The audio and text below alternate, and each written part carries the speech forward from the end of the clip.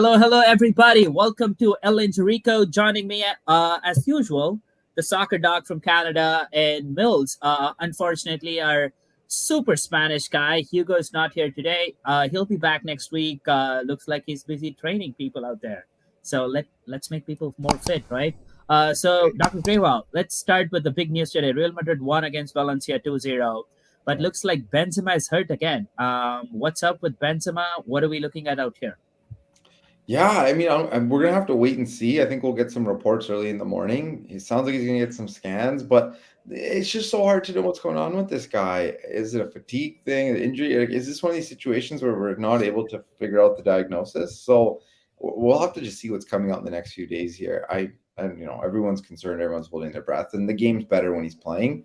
Mm-hmm. But yeah, unfortunately, I don't know what's going on at this exact moment. Our channel will have an update when we have more info. Yes, yes. Harry, just make sure you do a short once we have more info on that.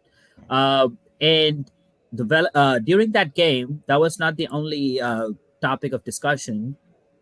Vinicius Jr. apparently has a personal battle with Nike ongoing right now. When he was 13 years old, he signed a 10-year contract with Nike, and once he turned 18, they renewed the contract, but apparently inserted a termination clause. So he is trying to rebel against Nike. So his shoe was all patched up into black today, and he came back in the second half wearing a Nike shoe, which Yeah. is hilarious. I think looks like somebody told him to change his boots. Again, I think that's like another ongoing Real Madrid issue out here. And the funny thing, he himself came out and said that he was in no rush to sign with another brand, and Yeah, he definitely likes it. He definitely likes it at Nike. There's been no problem between that. They added a termination clause just in case he was to either fall out of form or if he were to be enthralled, in some scandal, which he really hasn't. I mean, the only thing that came up about Vinicius is that like the all the crap they were throwing at him just because he was doing the samba every time he was scoring a goal. That's where he's from. That's who he is. he's Brazilian. What do you expect? You know what? Yeah. Yeah. If Real Madrid and Nike doesn't want him, he can come to United. We have Adidas out here, and we can pay him. There you go. Yeah. Oh my God. I said, my God. Uh, hey, United also. so the next big thing is the president of La Liga came out and said Premier League is pretty much cheating the financial fair play, and he called Premier League are doping with money instead of course, player performance out here.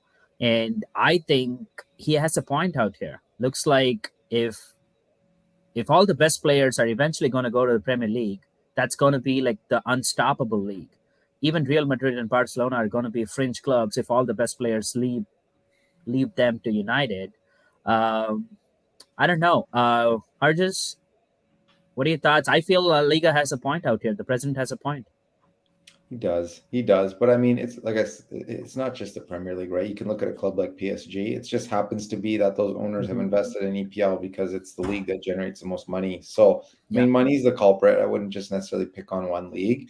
Um, it's very anti-European to have something like a salary cap, so I don't anticipate that. But they should get some stricter financial fair play rules, whether that's even just a cap on money you can spend in the transfer market, and you can Yep. spend whatever on salaries. Something that they're Yeah. going to have to do, because it's going to turn into a situation where if your team's not owned by an oil sheik, you can't compete. Yep. Yeah. Again, I think the main thing happened after the Enzo Fernandez deal between Chelsea and Benfica, and Chelsea ended up spending more than La Liga, Bundesliga, League One, and Serie A combined. And I think that's kind of like a trigger point for a lot of people. And I don't know, is Chelsea generating as much money as they're spending? We don't know. I think La Liga president has a point out here. Milsey, uh, you're not a La Liga super fan except for Real Sociedad. What are your thoughts out here? And they do have some. So they do have something. They do have a point because they have this fair. This fair money. They have this fair play thing because like you said, the EPL, like I said, generates the most funds than any other thing. So between the TV deals and all the things like that as well too. Because even during this window, they spent 815 million euros during this window. La Liga didn't even spend a fraction of that. So that's why he is so angry, saying that look, they can get all the best players, all they want to say is that Joe Felix went from Atletico Madrid to Chelsea. Also, Enzo Fernandez. They even got Liverpool got Cody Gakpo. From Eredivisie from PSV. So yeah, it's like, so if all the best clubs getting all this young talent, then in Champions League and UEFA, then how are we supposed to compete with all that?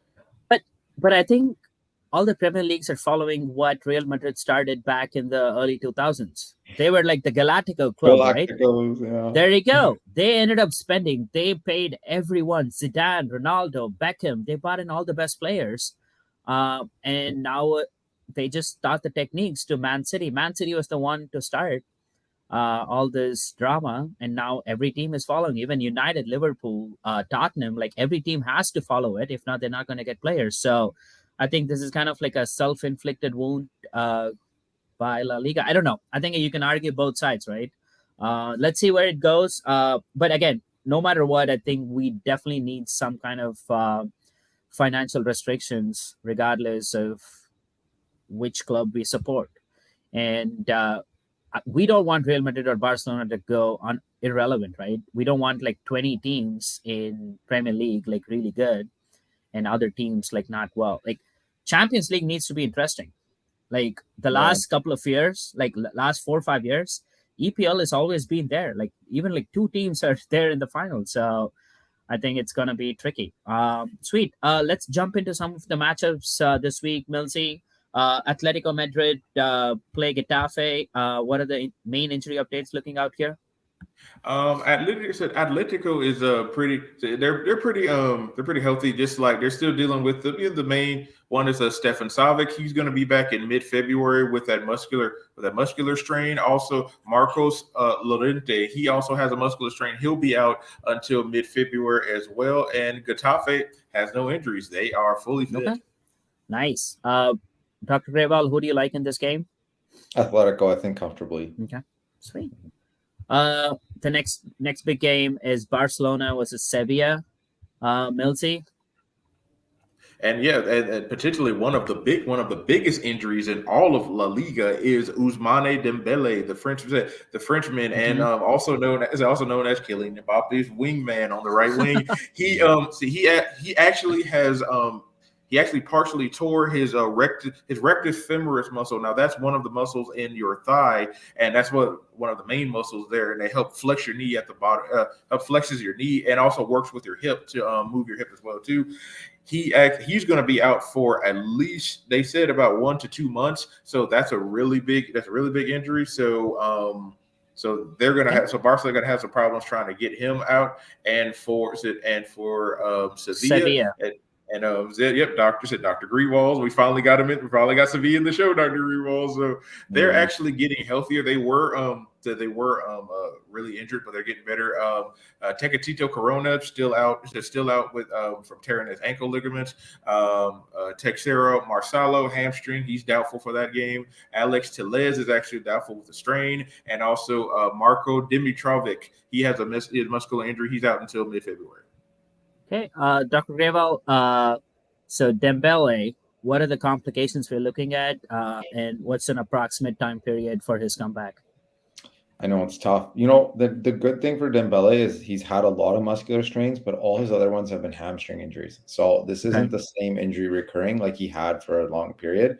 It's still obviously unfortunate. Rectus femoris muscle, pretty important muscle to kicking, arguably your kicking muscle in a sense. So you know what? Just looking at his history, looking at kind of what's going on, wouldn't surprise me if in best case scenario, it's still only like 2 to 3 weeks and could easily be kind of close to a month. So, hoping it's low grade, hoping rehab goes well. But I do think that the Barcelona medical team is going to exercise caution just with his history of muscular strains.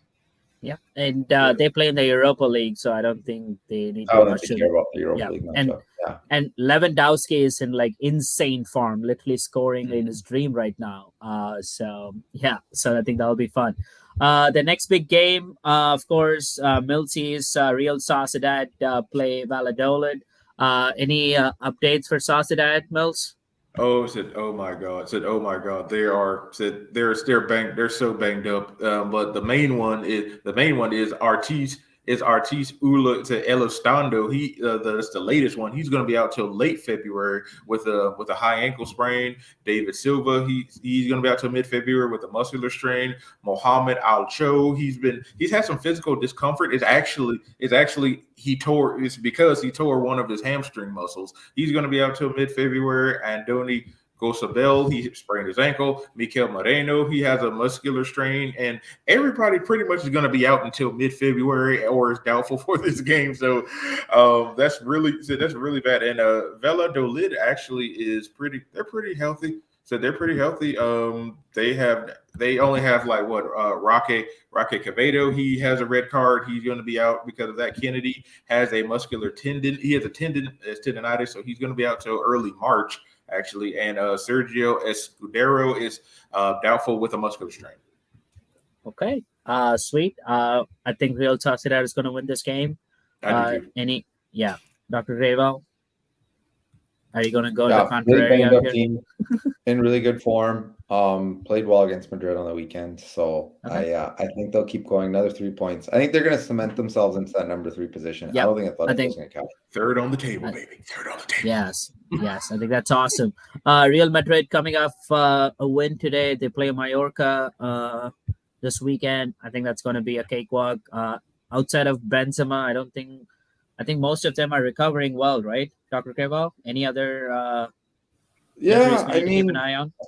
yeah, I think regardless, Benz is out for Sunday. Even if this was Yeah. something like nothing, he just preemptively wanted out, right? I still think that he doesn't play Sunday. Sounds like Eder Militao is going to be out Sunday. So they have a decimated back line. This is with the Club World Cup coming up, they might look ahead a little bit as well. Yeah. So, I mean, this is a type of situation where you get a little nervous and just worry about them traveling out to Mallorca after playing, right? They're just a 2-day recovery period. Uh-huh. And so I could see them dropping points again. I honestly could. I really hope the La Liga title race isn't over this fast, but I could see them dropping points again as they start shifting towards the Club World Cup. And then obviously they're playing Liverpool in the Champions League. I could see the gap between them and Barcelona starting to widen. So wouldn't surprise me if they drew. Okay, that's awesome. Okay, Milty, did you hit your parlay last week? You kind of called me out for not hitting my parlays, going all 5-on-5. How did you do? So we came up just short. They came up just Yeah, of short. course. I thought about it. You guys made fun of me. That's why you lost. Okay, And use Yeah, the this. parlays, we man. did. We Can't did. use the parlays. Okay, so My God, yes. this is my super awesome parlay today this week, and I'm taking Dr. Grayval's pick for Real Madrid and Mallorca. I think it's going to be a tie. Um, Atletico to win, Sociedad to win, Barcelona to win, and Real Madrid and Mallorca to tie the game. I think the odds are at like plus 734. So let's see if we can make this happen this week. Sweet. Thanks again for joining Dr. Grayval and Milty. I know it's super late for you. Thanks for taking time, and we'll see you guys next week, everyone.